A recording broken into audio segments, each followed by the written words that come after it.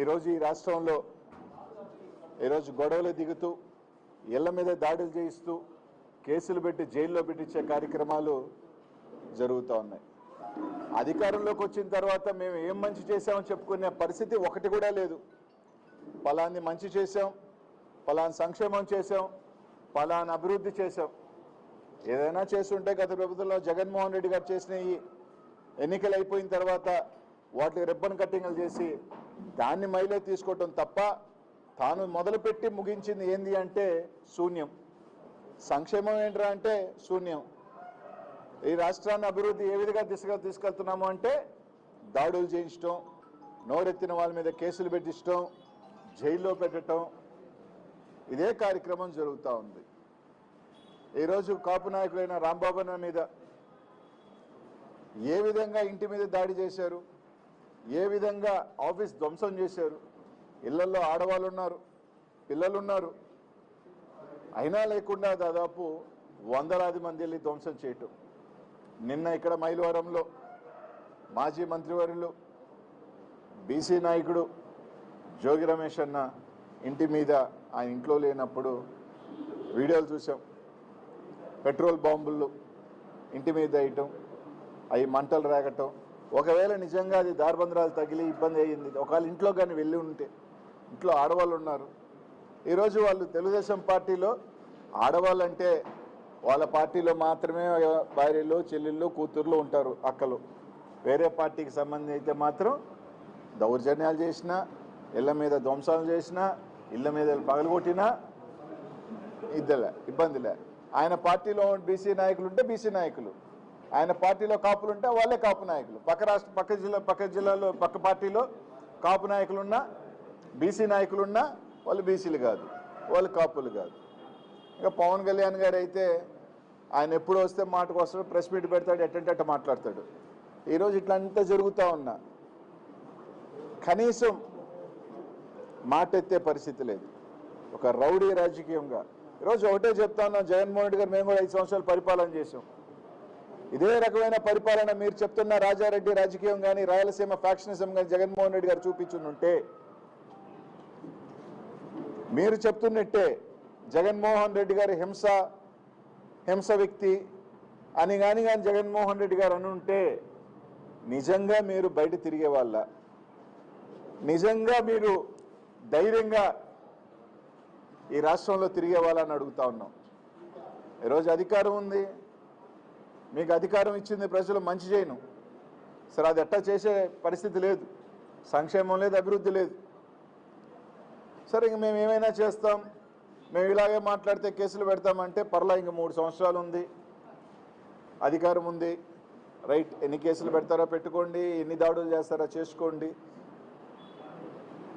మీరు ఎంత బంతిని గోడ కేసు కొడితే బలంగా వెనక్కి అలాగే వస్తుంది.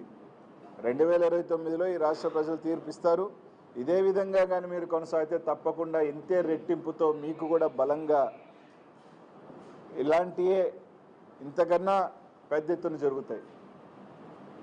అది చంద్రబాబు నాయుడు గారు వయసు పెరిగిపోతూ ఉంది, ఆయన కొడుకు ఇంక చెప్పనే అక్కర్లే. ఏమన్నా మాట ఎత్తితే పోలీసులను అడ్డు పెట్టుకోవటం, ఏమన్నా అంటే రండి ఏమైనా చేస్తామని మాట్లాడుతున్నారు తెలుగుదేశం నాయకులు. అది మళ్ళీ చెప్తా ఉన్నాం, పోలీసుని పక్కన పెట్టి ఈ కేసులు, అరెస్టులు ఇవన్నీ పక్కన పెట్టి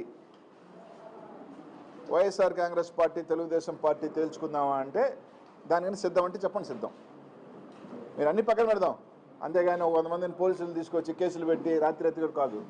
పోలీస్ వ్యవస్థను పక్కన పెట్టి రండి, మీరిళ్ళ మీదక, మా ఇళ్ళ మీదక, ఎవరిళ్ళ మీదకైనా సిద్ధమే దేనికైనా.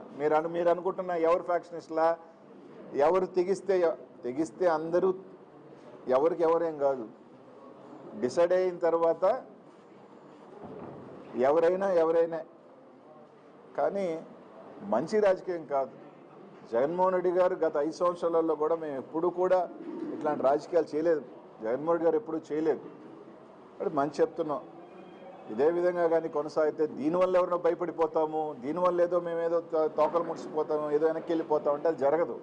మీరు చేసే కొద్దీ వైఎస్ఆర్ కాంగ్రెస్ పార్టీ కార్యకర్తలు ఇంకా రోడ్డు మీదకి వస్తారు.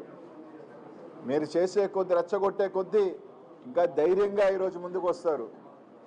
ఎవరు ఇక్కడ బీసీ నాయకులు కానీ కాపు నాయకులు కానీ ఇంకెవరైనా నాయకులు మీరు భయపడితే బెదిరిపోయేదానికి ఎవరు సిద్ధంగా లేరు.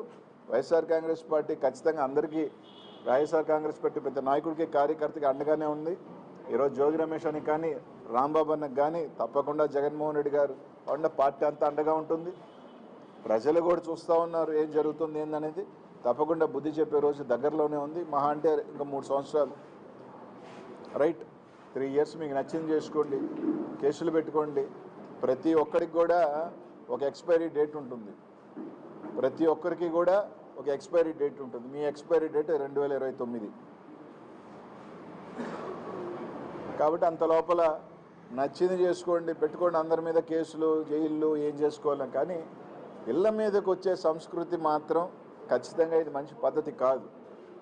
ఇళ్లలో ఆడవాళ్ళు ఉంటారు, మహిళలు ఉంటారు, వాళ్ళకి రాజకీయాలు అంటే సంబంధం లేని వ్యక్తులు, పసిబిడ్డలు ఉంటారు.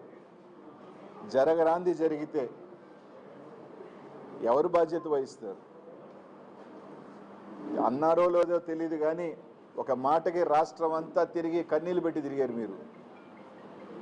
అది అన్నారో లేదో తెలీదు, నిజం అబద్ధం తెలియదు, కానీ ఒక చిన్న మాటకి అది తప్పైనా ఒప్పైనా దానికి మీరు రాష్ట్రం అంతా తిరిగారు కదా.